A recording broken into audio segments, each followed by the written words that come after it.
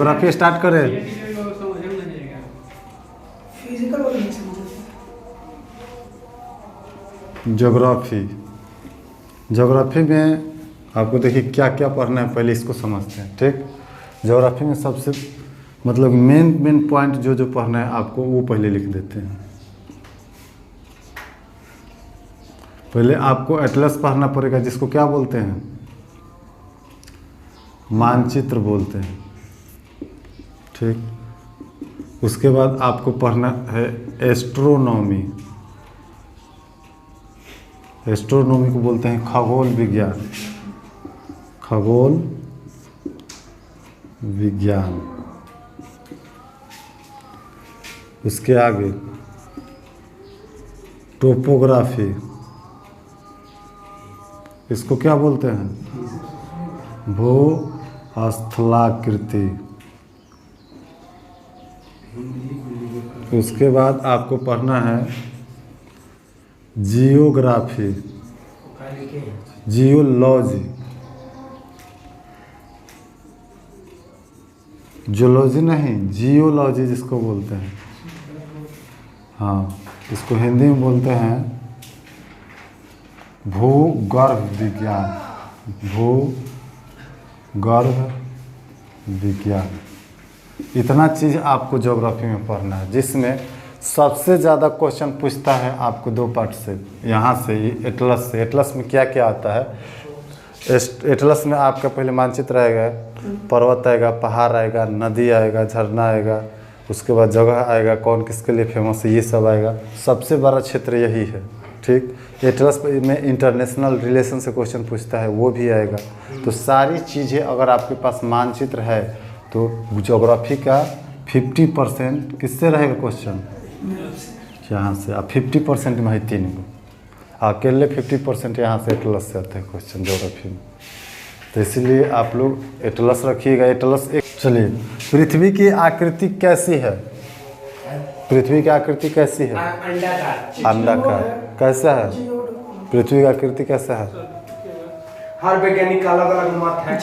देखिए सब लोग का अलग अलग मत है, लेकिन वास्तव में पृथ्वी जो है कैसा है, अंडाकार है। अंडाकार नहीं है, पृथ्वी वास्तव में देखा जाता है जियोड है। कैसा है, जियोड है, इसको बोलते हैं जियोड। अर्थात जहाँ पर आपका कोई ऐसा क्या बोलते हैं महासागर या कोई ऐसा समुद्र होगा, वहाँ पर पृथ्वी क्या होती है, धंसा हुआ होता है। अर्थात यहाँ पर गहराई होता है ज़्यादा, और जहाँ पर कोई छोटा पर्वत होगा थोड़ा सा ऊंचा रहेगा, जहाँ पर कोई ज़्यादा पर्वत वहाँ ज़्यादा ऊंचा रहेगा। जैसे माउंट एवरेस्ट, तो यहाँ पृथ्वी की ऊंचाई ज़्यादा हो जाएगी, और माउंट एवरेस्ट के बाद कोई ऐसा महासागर आ गया जैसे हिंद महासागर, तो यहाँ पर खाई हो जाएगा।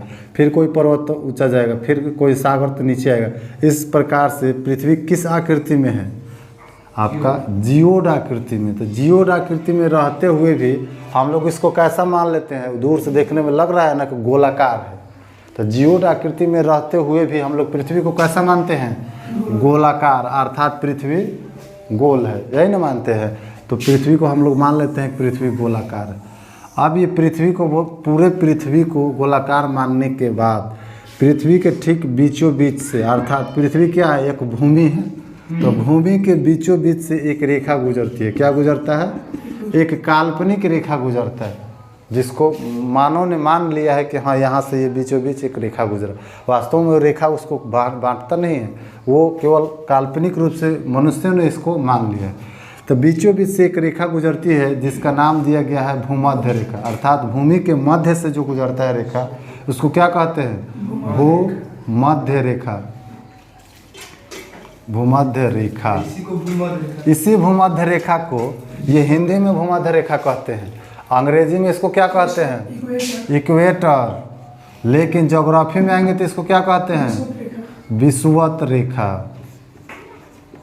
हिंदी में भूमध्य, अंग्रेजी में इक्वेटर, और ज्योग्राफी में विषुवत रेखा कहते हैं। तीनों इसी का नाम है, जो कि 0 डिग्री अक्षांश पर है। कितना अक्षांश पर है,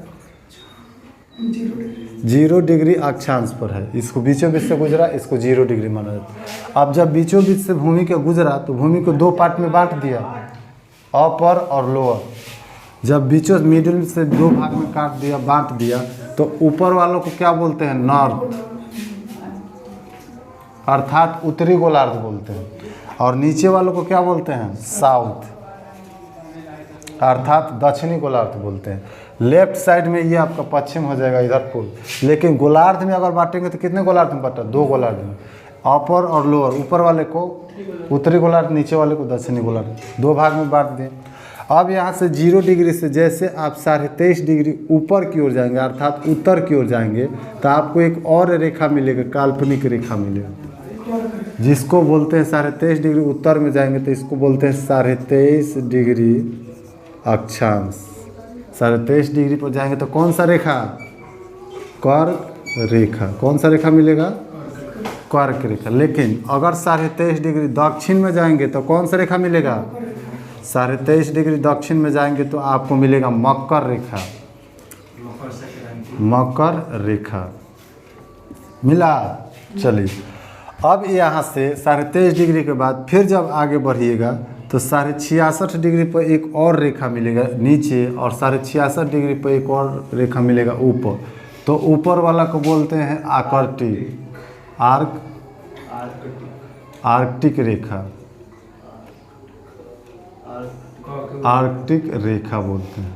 ये होता है आपका 66.5 डिग्री उत्तरी गोलार्ध में, जबकि 66.5 डिग्री दक्षिणी गोलार्ध में चलेंगे तो कौन सा रेखा मिलेगा, कौन सा रेखा,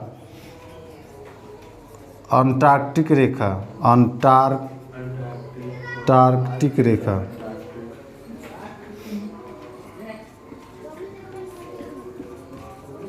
हो गया 66.5 डिग्री दक्षिण में अंटार्कटिक रेखा, जबकि 66.5 डिग्री उत्तरी में जाएंगे तो आर्कटिक रेखा।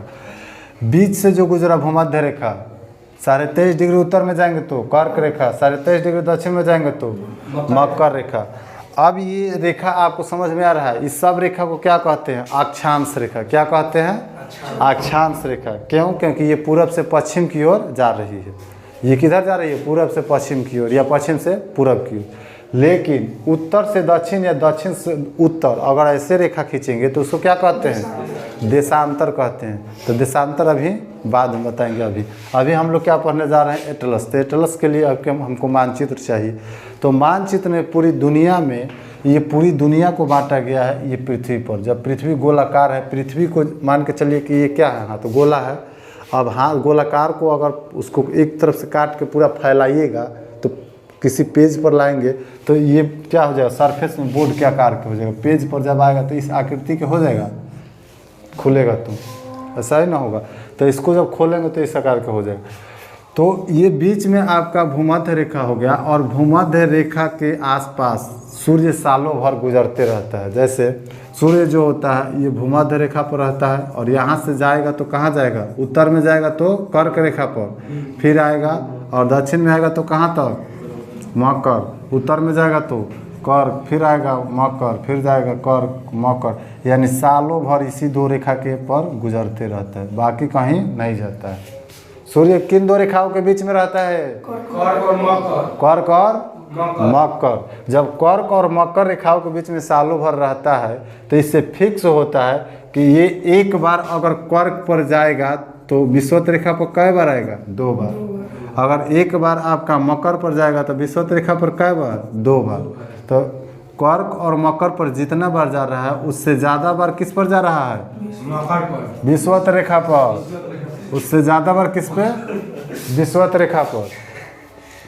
जितना मकर पर जा रहा है उससे ज़्यादा बार, देखिए 1 2 3 4 5 बार अगर चमकेगा मकर रेखा पर तो इस पर कितना बार चमकेगा, 1 2 3 4 5 6 7 8 9 10 बार चमका। अगर मान के चलिए ऊपर अगर 5 बार चमका कर्क रेखा पर तो विषुवत रेखा पर कितना बार चमका, 10 बार। इससे फिक्स होता है कि सूर्य सबसे ज़्यादा वह सालों भर किस क्षेत्र में रहता है, भूमध्य रेखीय क्षेत्र में रहता है, अर्थात भूमध्य रेखा पर रहता है। तो सबसे ज़्यादा गर्मी कहाँ पड़ेगी, भूमध्य रेखा पर। सबसे ज़्यादा गर्मी भूमध्य रेखा पर। लेकिन जब भूमध्य रेखा पर रहेगा तो इसमें भी गर्मी, इसमें भी गर्मी, दोनों पेटी में गर्मी रहेगा। तो गर्मी जब रहता है तो इसको बोलते हैं उष्ण। क्या बोलते हैं, उष्ण। लेकिन जब सूर्य कर्क रेखा पर रहेगा तो गर्मी इधर भी रहेगा, इधर भी रहेगा। तो नीचे वाले पेटी को क्या कहेंगे, इसको उष्ण, और ऊपर वाले पेटी को क्या कहेंगे, उष्ण। दोनों तरफ जाएगा कर्क रेखा पर रहेगा तो ऊपर भी जाएगा गर्मी, नीचे भी आएगा, तो दोनों पेटी को कहते हैं उष्ण।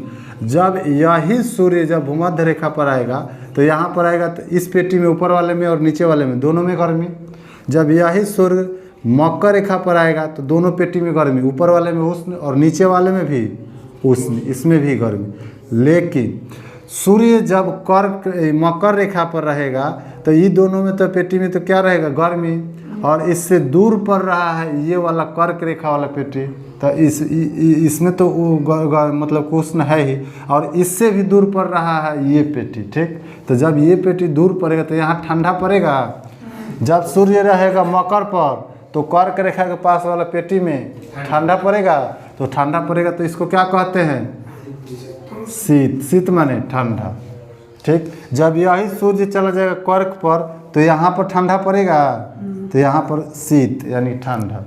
समझ में आ रहा है? तो बीच में कभी ठंडा नहीं पड़ेगा, बीच में हमेशा गर्म। यहाँ भी रहेगा तो ऊपर से सूर्य चमकेगा इसमें, और नीचे भी रहेगा तो सूर्य इसमें चमकेगा। तो ये बीच वाला पेटी क्या बोलते हैं उष्ण कटिबंधीय क्षेत्र। क्या बोलते हैं उष्ण कटिबंधीय क्षेत्र बोलते हैं।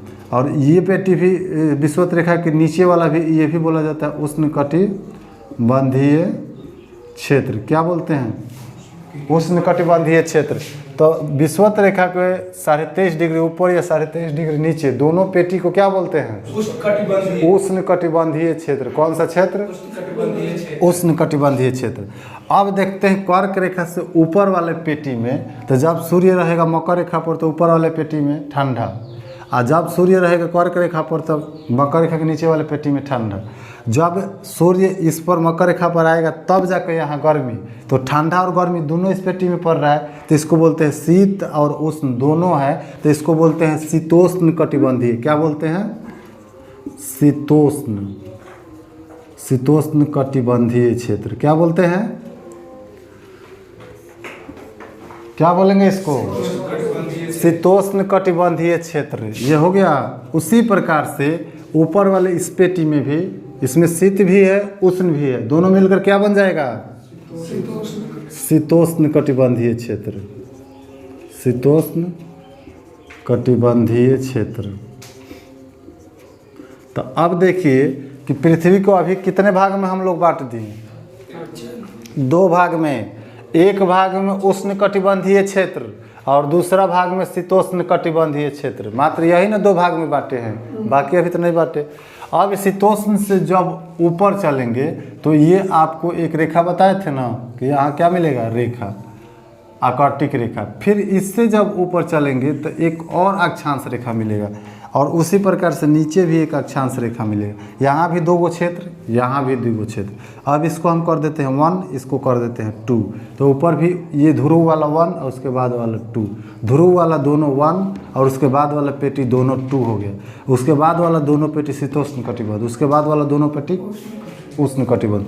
अब आपको बताना है कि सबसे ज़्यादा पृथ्वी पर किस पेटी में ठंडा मिलेगा, 1 में कि 2 में, 1 में कि 2 में, एक में। एक में कैसे मिलेगा ध्रुव पे है। जब सूर्य सालों भर भूमध्य रेखा पर रहेगा, बीच में रहेगा, तो सूर्य से जो क्षेत्र दूर पड़ेगा, अर्थात ऊपर रहे चाहे नीचे रहे, दूर तो रहेगा ना, तो जो क्षेत्र दूर पड़ेगा वहाँ पे ठंडा मिलेगा।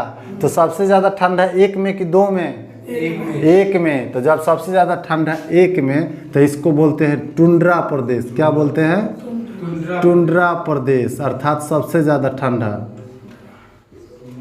और एक नीचे भी है तो नीचे भी टुंड्रा प्रदेश हो जाएगा टुंड्रा। अब टुंड्रा प्रदेश में सबसे ज़्यादा ठंडा पड़ेगा, और टुंड्रा के अपेक्षा थोड़ा सा कम ठंडा पड़ेगा किस में, 2 नंबर में, क्योंकि 2 नंबर 1 की अपेक्षा थोड़ा सा नज़दीक आ रहा है सूर्य का। तो सूर्य से जितना नज़दीक आते जाएंगे ठंडा कम मिलेगा, और सूर्य से जितना दूर जाते जाएंगे ठंडा ज़्यादा मिलेगा। सूर्य से जितना नज़दीक आएंगे गर्मी बढ़ती जाएगी, सूर्य से जितना दूर जाएंगे गर्मी घटती जाएगी। और सूर्य हमेशा कहाँ रहता है, सालों भर विषुवतीय क्षेत्रों में रहता है। ठीक, तो ये 2 नंबर अब जो क्षेत्र बचा ये टुंड्रा की अपेक्षा कम ठंडा पड़ता है, इसलिए इसको क्या बोलते हैं टाइगा प्रदेश बोलते हैं। तो 2 नंबर यहाँ भी है, तो यहाँ भी टैगा हो जाएगा। अब पृथ्वी को कितने भागों में बांटा गया देख करके आप लोग बताइए। 4 भाग में। पहला, दोनों ध्रुवों पर रहने वाले क्षेत्र को ज़्यादा ठंडा मिलता है, इसीलिए इसको क्या बोलते हैं? टुंड्रा। उससे थोड़ा सा नज़दीक आएंगे तो कौन सा क्षेत्र? टाइगा। उससे भी नज़दीक आएंगे तो कौन सा क्षेत्र? दोनों तरफ शीतोष्ण कटिबंधीय। उससे भी नज़दीक आएंगे तो हाँ, भूमध्य रेखा के दोनों तरफ उष्ण कटिबंधीय। यहाँ तक कोई दिक्कत? पृथ्वी को 1 2 3 4 भाग में बांट दिए। 4 भाग में उत्तरी गोलार्ध और 4 भाग में दक्षिणी गोलार्ध। यहाँ तक कोई दिक्कत? यहाँ तक किसी को कोई दिक्कत है? कुछ पूछना है? नहीं। अब चलते हैं आगे। जब सूर्य भूमध्य रेखा पर सालों भर चमकता है तो ये प्रकृति का देन है कि जहाँ सूर्य का प्रकाश ज़्यादा जाएगा, वहाँ जब सूर्य का प्रकाश ज़्यादा जा रहा है तो पृथ्वी पर समुद्र होगा, पानी होगा, झील होगा, नदी होगा। जब सूर्य का प्रकाश ज़्यादा जाएगा तो पानी गर्म होकर भाप बन के ऊपर ज़्यादा उठेगा उस क्षेत्र में। किस क्षेत्र में? उष्ण कटिबंधीय क्षेत्र में। अब सूर्य रहेगा भूमध्य रेखा पर तो पानी गर्म होगा टुंड्रा क्षेत्र पर, ऐसा तो नहीं ना है। सूर्य रहेगा भूमध्य रेखा पर तो पानी भी, समुद्र भी, नदी भी, झील भी गर्म होगी। किस क्षेत्र वाले? वहीं के भूमध्य रेखा क्षेत्र वाले। तो वहाँ पर सूर्य ज़्यादा है तो वहाँ के समुद्र ज़्यादा गर्म हो जाएगा। गर्म होने के बाद पानी भाप बन के कहाँ चला जाएगा? ऊपर, बादल बन जाएगा। जब ऊपर चला जाएगा तो बादल सबसे अधिक किस क्षेत्र में? उष्ण कटिबंधीय क्षेत्र में। सबसे ज़्यादा बादल किस क्षेत्र में? उष्ण कटिबंधीय क्षेत्र में। तो बादल सबसे ज़्यादा उष्ण कटिबंधीय क्षेत्र में। तो वर्षा सबसे ज़्यादा टुंड्रा क्षेत्र में थोड़ी होगा। जहाँ बादल रहेगा वही ना वर्षा। तो बादल सबसे ज़्यादा उष्ण कटिबंधीय क्षेत्र में होता है तो सबसे अधिक बारिश कहाँ होगा? उष्ण कटिबंधीय क्षेत्र में। तो इसीलिए क्वेश्चन पूछता है आपसे एग्जाम में कि बताइए कि सालों भर वर्षा होती रहती है किस क्षेत्र में? सालों भर वर्षा किस क्षेत्र में? तो आंसर क्या देंगे? उष्ण कटिबंधीय क्षेत्र में। क्या आंसर देंगे? उष्ण कटिबंधीय क्षेत्र में। यानी कि पूरे साल इस पेटी में उष्ण कटिबंधीय क्षेत्र में बारिश होते रहती है। पूरे साल सूर्य चमकता रहता है, पूरे साल भाप बनते रहता है और बादल सबसे ज़्यादा इसी क्षेत्र में, बारिश सबसे ज़्यादा इसी क्षेत्र में। तो सबसे ज़्यादा बारिश पूरे सालों भर किस क्षेत्र में? आप क्वेश्चन एग्जाम में पूछेगा कि सालों भर वर्षा किस क्षेत्र में होता है तो क्या आंसर दीजिएगा? उष्ण कटिबंधीय क्षेत्र। ऑप्शन में अगर उष्ण कटिबंधीय क्षेत्र न रहेगा तो क्या मारेंगे? भूमध्य रेखीय क्षेत्र। क्या मारेंगे? भूमध्य रेखीय क्षेत्र या विषुवतीय प्रदेश। क्या मारेंगे? विषुवतीय प्रदेश। ये सब कौन सा प्रदेश है? बीच वाला। सब विषुवतीय प्रदेश है या उष्ण कटिबंधीय है। दोनों में से जो ऑप्शन में रहेगा उसी को मारेंगे। क्लियर हुआ? यहाँ तो कोई दिक्कत? आगे चलें। अब चलिए, जब सालों भर वर्षा होगा उष्ण कटिबंधीय क्षेत्र में या विषुवतीय क्षेत्र में या भूमध्य रेखीय क्षेत्र में, कुछ भी कहिए, तो जब सालों भर यहाँ वर्षा ज़्यादा होगा तो पेड़ पौधा सबसे ज़्यादा यहीं का ना फरेगा, फुलाएगा, ज़्यादा सुरक्षित रहेगा क्योंकि पानी उसको सालों भर मिल रहा है और सूर्य का प्रकाश भी सालों भर मिल रहा है। तो जहाँ पानी की कमी नहीं होगा वहाँ के पेड़ पौधा तो जल्दी ऊपर भागेगा ना, उसका विकास अधिक होगा। तो पूरे क्वेश्चन में एग्जाम में पूछता है कि बताइए कि किस क्षेत्र के पेड़ पौधे काफ़ी ज़्यादा लंबे लंबे होते हैं। तो किस क्षेत्र के पेड़ पौधे लंबे होंगे? उष्ण कटिबंधीय। पानी जब ज़्यादा मिलेगा तो पत्तियाँ चौला चौला वहाँ के होती है, बड़ा बड़ा। तो जब क्वेश्चन पूछेगा कि बताइए कि किस क्षेत्र के पेड़ पौधे की पत्तियाँ चौली होती है, पत्तियाँ चौड़ी किस क्षेत्र में? उष्ण कटिबंधीय में। पेड़ लंबे किस क्षेत्र में? उष्ण कटिबंधीय क्षेत्र में। बारिश अधिक किस क्षेत्र में? उष्ण कटिबंधीय क्षेत्र में। सालों भर वर्षा उष्ण कटिबंधीय क्षेत्र में। यहाँ तक कोई दिक्कत नहीं? कुछ पूछना है यहाँ तक? कोई डाउट है तो बोलिए। अब क्वेश्चन याद रहेगा कि नहीं? सालों भर वर्षा किस क्षेत्र में? हाँ, किस क्षेत्र में पेड़ के पत्तियाँ चौड़ी चौड़ी होती है? किस क्षेत्र के पेड़ काफ़ी ज़्यादा लंबे होते हैं? उष्ण कटिबंधीय क्षेत्र। इसी को क्या बोलते हैं? भूमध्य रेखीय क्षेत्र या विषुवतीय क्षेत्र या इक्वेटर। हाँ, इंग्लिश मीडियम वाले इक्वेटर बोलते हैं, हिंदी मीडियम वाले। हाँ, आप लोग को याद रहता है ना? कौन मीडियम से है? हिंदी मीडियम रहता है। चलिए ठीक है, आगे चला जाए। अब यहाँ पर अभी आपको हम ये मतलब क्या बोलते हैं, थोड़ा सा परिचय दे दिए पृथ्वी के बारे में। इस पृथ्वी पे पूरे देखिएगा तो हमारा जो भारत है, हमारे भारत के 8 राज्यों से बीचों बीच से कौन सी रेखा गुजरती है? कर्क रेखा। अर्थात हमारे भारत के बीचों बीच से कर्क रेखा गुजरेगी। तो हमारा भारत उत्तरी गोलार्ध में है और पूर्वी में है, उत्तर पूर्वी गोलार्ध में है। उत्तर यानी बीचों से जो रेखा काट रहा है भूमध्य रेखा, इसके किधर रहेगा? उत्तर गोलार्ध में। और किधर रहेगा? पूरब में रहेगा। इसीलिए भारत को उत्तर पूर्वी गोलार्ध में रखा गया। अर्थात हमारा भारत जो है यहाँ पर है। हमारे भारत के बीचों बीच से कौन सी रेखा गुजरी है? कर्क रेखा गुजरी है।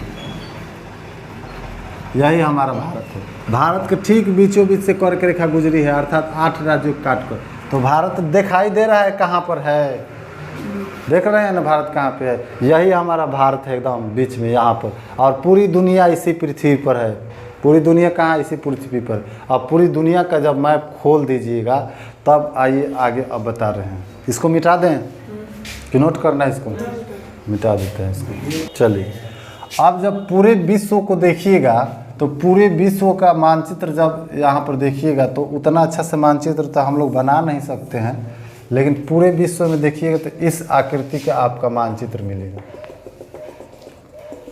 वर्ल्ड का मैप लाइएगा तो सबसे ज़्यादा अर्थात पूरे विश्व में, पूरे विश्व का स्थल को बांटा गया है कितने भागों में? 7 भागों में। कितने भागों में? 7 भागों में, जिसको बोलते हैं महादेश या महाद्वीप बोलते हैं। क्या बोलते हैं? महादेश या महाद्वीप। तो विश्व में सबसे बड़ा महादेश कौन सा है? एशिया 1 नंबर पे। 2 नंबर पे कौन सा महादेश? एशिया के बाद में आपको मिलेगा अफ्रीका 2 नंबर पे। तीसरा उत्तरी अमेरिका। चौथा दक्षिणी अमेरिका। पांचवा मिलेगा आपको नीचे अंटार्कटिका, जहाँ पर सिर्फ और सिर्फ बर्फ है। क्या है? बर्फ है। छठा यूरोप। और छठा ये मिलेगा आपका यूरोप। और 7वां ओशनिया। कौन सा? ओशनिया या ऑस्ट्रेलिया। यहाँ तो कोई डाउट? ओशनिया या ऑस्ट्रेलिया। 7 को महादेश हो गया।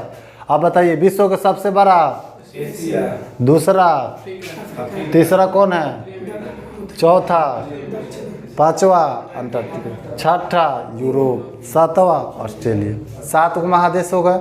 अब इस 7 महादेश की खासियत क्या है कि अब 7 महादेश में हम लोग बारी बारी से पहले एशिया पढ़ेंगे, एशिया के बाद अफ्रीका पढ़ेंगे, अफ्रीका के बाद उत्तरी अमेरिका, उसके बाद दक्षिणी अमेरिका, उसके बाद पढ़ें अंटार्कटिका, उसके बाद पढ़ेंगे यूरोप, तब पढ़ेंगे ऑस्ट्रेलिया। बारी बारी से सबको पढ़ेंगे, मैप में पढ़ेंगे, ठीक, एटलस में पढ़ेंगे। लेकिन पहले इसको परिचय दे देते हैं। पढ़ने की अभी आदत लग रहा है, जैसे ही आदत लग जाएगा तब एटलस समझ में आएगा, वरना ऐसे एटलस समझ में नहीं आएगा, कितना भी कुछ कर लीजिए। तो एशिया, जब आपसे क्वेश्चन पूछेगा कि पूरी दुनिया में सबसे बड़ा महादेश एशिया, पूरी दुनिया में सबसे ज़्यादा जनसंख्या एशिया महादेश में, पूरी दुनिया में ये क्या बोलते हैं विविधताओं का महादेश एशिया महादेश को कहते हैं। मानव की सभ्यता के पालन करने वाला महादेश एशिया महादेश। यहाँ तक कोई दिक्कत? चलिए, अब अफ्रीका जब पूछेगा कि मानव की पालन करने वाला तो अफ्रीका, आ सभ्यता की पालन करने वाला एशिया। मानव की पालन करता अफ्रीका, सभ्यता की पालन करता एशिया। आगे, ये उत्तरी अमेरिका एक ऐसा महादेश है जिसके सारे देश से जलीय क्षेत्र से सटे हुए हैं। उत्तरी अमेरिका एक ऐसा महादेश है जिसके सारे देश किससे सटे हुए हैं? जलीय क्षेत्र से सटे हुए हैं। तो सब कौन ऐसा महादेश है जिसके सभी देश जल से सटे हुए हैं? उत्तरी अमेरिका। नई दुनिया का महादेश किसे कहा जाता है? पहली दुनिया किसको कहा जाता है? उत्तरी अमेरिका। दूसरी दुनिया किसको कहा जाता है?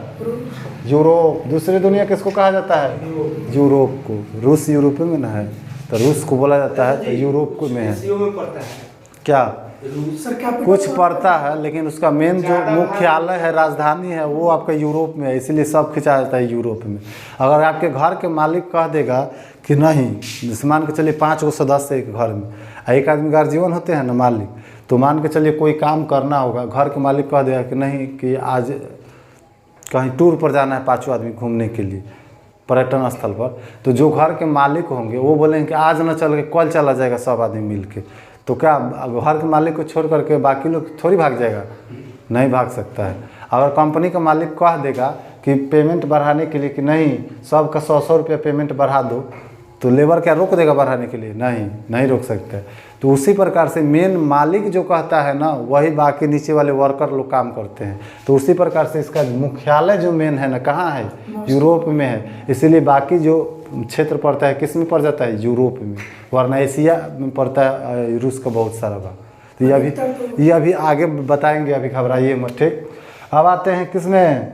दक्षिणी अमेरिका में। पक्षियों का महादेश दक्षिणी अमेरिका, सांपों का महादेश दक्षिणी अमेरिका, पक्षियों का महादेश, सांपों का महादेश दक्षिणी अमेरिका। अब इससे आगे जब चलिएगा तो कौन ऐसा महादेश है जहाँ एक भी मनुष्य नहीं रहता है? अंटार्कटिका। कौन ऐसा महादेश है जहाँ एक भी मनुष्य नहीं रहता है? अंटार्कटिका। कौन ऐसा महादेश है जहाँ सिर्फ और सिर्फ बर्फ है? अंटार्कटिका। यहाँ तक कोई दिक्कत? चलिए। कौन ऐसा महादेश है जहाँ एक भी क्या बोलते हैं मरुस्थल नहीं है? यूरोप। एक भी मरुस्थल नहीं है तो कौन सा? यूरोप। कौन ऐसा महादेश है जहाँ एक भी ज्वालामुखी नहीं है? ओशनिया या ऑस्ट्रेलिया। कौन ऐसा महादेश है जहाँ एक भी ज्वालामुखी नहीं है? ओशनिया या ऑस्ट्रेलिया। इसका नाम ऑस्ट्रेलिया क्यों पड़ा? सबसे ज़्यादा 7 महादेश में सबसे ज़्यादा बेईमानी किया गया, तो इसी के साथ बेईमानी किया गया। इसका वास्तव में क्या नाम था उसको समझिए। 1 नंबर में आपका एशिया हो गया, अफ्रीका हो गया, उत्तरी अमेरिका हो गया, दक्षिणी अमेरिका हो गया, उसके बाद ये यूरोप हो गया, अंटार्कटिका हो गया, ऑस्ट्रेलिया हो गया। ऑस्ट्रेलिया क्या महादेश है? नहीं, यह एक देश है। महादेश का कहीं राजधानी होता है? नहीं होता है। अगर महादेश का राजधानी होता तो बताइए कि एशिया की राजधानी कहाँ है? नहीं है। यूरोप की राजधानी कहाँ है? नहीं है। तो ऑस्ट्रेलिया की राजधानी कैसे हो जाएगा? होता है। कैसे हो जाएगा? नहीं होना चाहिए, नियम के अनुसार नहीं होना चाहिए, ये गलत है। तो इसके साथ ऑस्ट्रेलिया के साथ सबसे ज़्यादा नाइंसाफ़ी किया गया। इसमें नाइंसाफ़ी क्या किया गया कि आपका महादेश के जो नाम था वो था ओशनिया। क्या नाम था? ओशनिया। ये ओशनिया को जब मतलब बांटा गया तो ये छोटे छोटे भागों में बट गया। इसमें बहुत सारे द्वीप बने, जैसे माइक्रोनेशिया, माइक्रोनेशिया, दूसरा पॉलिनेशिया, पॉलिनेशिया, उसके बाद तीसरा क्या है उसका नाम? तीसरा एक और प्रांत है। और चौथा नंबर में कौन है? ऑस्ट्रेलिया। ऑस्ट्रेलिया। तो ये चारों में सबसे बड़ा कौन है? क्षेत्रफल की दृष्टि से ऑस्ट्रेलिया। तो यह तो एक देश है, इसका राजधानी है, तो ये चारों में सबसे बड़ा क्षेत्रफल की दृष्टि से है, इसीलिए इसी के नाम पर वह प्रसिद्ध हो गया। लोग आज बोलते हैं कि ऑस्ट्रेलिया महादेश है। ऑस्ट्रेलिया महादेश नहीं है रे। कौन सा महादेश है? ओशनिया महादेश है। कौन सा महादेश? ओशनिया। जितने लोअर लेवल के एग्जाम होते हैं ग्रुप डी लेवल के, उसको अगर छोड़ दीजिए ग्रुप सी के, तो ए या ग्रुप बी में जाइएगा तो कभी भी आपको ऑस्ट्रेलिया महादेश नहीं मिलेगा। वहाँ पर कौन सा महादेश मिलेगा? ओशनिया महादेश मिलेगा। ओशनिया महादेश याद रखना है। लेकिन अगर आप ग्रुप डी के या ग्रुप सी के एग्जाम दे रहे हैं, ओशनिया महादेश उसमें नहीं रहेगा, तो ये भी मत कहिएगा कि सर जी गलती पढ़ाए हैं, ऑस्ट्रेलिया महादेश नहीं बताए। उसमें आपको ऑस्ट्रेलिया मिलेगा। किस में? ग्रुप डी में और ग्रुप सी में। लेकिन ग्रुप ए में या ग्रुप बी में क्या मिलेगा? ओशनिया। तो 7 महादेश याद रहेगा। चलिए 7 को बताइए। पहला, दूसरा, अफ्रीका, तीसरा, चौथा, पांचवा, अंटार्कटिका, छठा, सातवा, ऑस्ट्रेलिया या ओशनिया। दोनों याद रखना, ऑस्ट्रेलिया या ओशनिया, इसी का नाम है दोनों, ऑस्ट्रेलिया या ओशनिया। यहाँ तो कोई दिक्कत? आप चलिए, अब क्वेश्चन आपसे पूछेगा कि विविधताओं का महादेश किसे कहते हैं? एशिया को कहते हैं। तो विविधताओं का महादेश एशिया। मानव के पालन करने वाला या मानव के पालनहार कौन सा महादेश? अफ्रीका। सभ्यता के पालन करता एशिया। अब चलिए आगे। कौन ऐसा महादेश है जिसके सभी देशों के आसपास में समुद्र तट है? उत्तरी अमेरिका। पक्षियों का महादेश? दक्षिणी अमेरिका। पक्षियों का महादेश? सांपों का महादेश? दक्षिणी अमेरिका। वैसे महादेश जहाँ एक भी मनुष्य नहीं रहते हैं? अंटार्कटिका, जो सबसे नीचे है दक्षिणी ध्रुव पर। वैसे महादेश जहाँ पर एक भी मनुष्य तो नहीं रहते हैं और सिर्फ बर्फ ही बर्फ है? अंटार्कटिका। चलिए। हम लोग वहाँ जा सकते हैं? नहीं, हम लोग नहीं जा सकते, गैर कानूनी है वहाँ जाना। वहाँ पर वही लोग जा सकते हैं जो सरकार की तरफ से ऑथराइज हो, अर्थात सर्च करने के लिए, कुछ खोज करने के लिए जा सकते हैं, ऐसे नहीं जा सकते हैं। ये गैर कानूनी है। यहाँ पर जाइएगा मर जाइएगा, पल्ला मार देगा। बर्फ़ से आपको रहने की गर्मी में आदत है, जाइएगा मर जाइएगा वहीं पर, सरकार जिम्मेवार लेगा नहीं। तो इसीलिए सरकार अपनी मतलब कि जिम्मेवारी से काम करती है, किसी को नहीं जाने देती है इनलीगल रूप से। वे लोग जाते हैं जो ट्रेंड होते हैं, उनको ट्रेनिंग दी जाती है क्या करना है, कैसे रहना है, क्या सर्च करना है। अंतरिक्ष में हम लोग जाएंगे नहीं जाएंगे, आधे रास्ते में मर जाएंगे। क्यों? क्योंकि ट्रेंड नहीं है। हम लोग को अगर ट्रेंड कर दिया जाए तो हम लोग भी जाकर अंतरिक्ष में अपना झंडा गाड़ देंगे, लेकिन हम लोग ट्रेंड नहीं हैं अभी। तो इसीलिए अनट्रेंड लोगों को अंटार्कटिका में जाने की इजाज़त नहीं है। अब चलिए, वैसे महादेश का नाम बताइए जहाँ एक भी मरुस्थल नहीं है। यूरोप। कौन सा महादेश? यूरोप। जहाँ एक भी मरुस्थल नहीं है, यूरोप। अब वैसे महादेश का नाम बताइए जहाँ एक भी ज्वालामुखी नहीं है। ऑस्ट्रेलिया या ओशनिया। तो इतना याद रहेगा। विविधताओं का महादेश एशिया। नई दुनिया का महादेश उत्तरी अमेरिका। यहाँ पर है नई दुनिया का महादेश उत्तरी अमेरिका। पहली दुनिया उत्तरी अमेरिका। दूसरी दुनिया यूरोप। पहली दुनिया उत्तरी अमेरिका। दूसरी दुनिया यूरोप। यहाँ तो कोई दिक्कत नहीं। अब इसको आगे चलते हैं। अब इस सातों में से आपको सबसे पहले पढ़ना पड़ेगा एशिया। कौन सा? एशिया। एशिया में अब पढ़ेंगे हम लोग। एशिया में जब चलेंगे तो बहुत सारे देश है। एशिया जैसे मान के चलिए एशिया है, तो ये तो पूरा एशिया है ना। इस एशिया को अगर बांटेंगे हम तो कितने भाग में बटेगा? 4 भाग में बटेगा। तो अब इसमें देखेंगे तो इधर वाले सब क्षेत्र को कौन सा क्षेत्र बोलेंगे?